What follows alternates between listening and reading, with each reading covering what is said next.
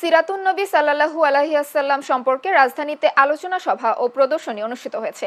ধানমন্ডির মসজিদ ও তাকওয়ার আয়োজনে সন্ধ্যায় এই আলোচনা সভার আয়োজন করা হয়। এই সময় ধর্ম উপদেষ্টা ডক্টর আ.ফ.ম. খালিদ হোসেন, বাণিজ্য উপদেষ্টা শেখ বশির উদ্দিন, ধর্ম মন্ত্রণালয়ের জনসংযোগ কর্মকর্তা আবু বকর সিদ্দিক সহ অনেকে বক্তব্য রাখেন।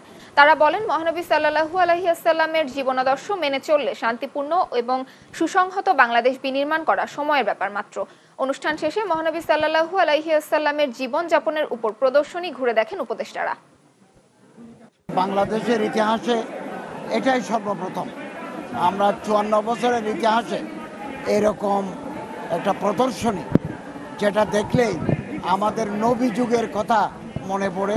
দেশের মানুষ সবসময় ধর্মপরায়ণ এবং আমাদের প্রিয় নবীদের প্রতি আশিক। তারা এই প্রদর্শনী দেখে তাদের মনের মধ্যে ইমানের শক্তি বৃদ্ধি পেয়েছে, রাসূল সাল্লাল্লাহু আলাইহি ওয়াসাল্লামের মহাব্বত বৃদ্ধি পেয়ে। আমাদের কমিটির এবং বিশেষত আমাদের খতিব সাহেবের পরিকল্পনা এবং ডক্টর আজিজের ওভারঅল সুপারভিশনে এই কাজটা আমরা সম্পূর্ণ করতে পেরেছি। আল্লাহ তাআলা সহজ করে দিয়েছেন, আল্লাহর রহমত।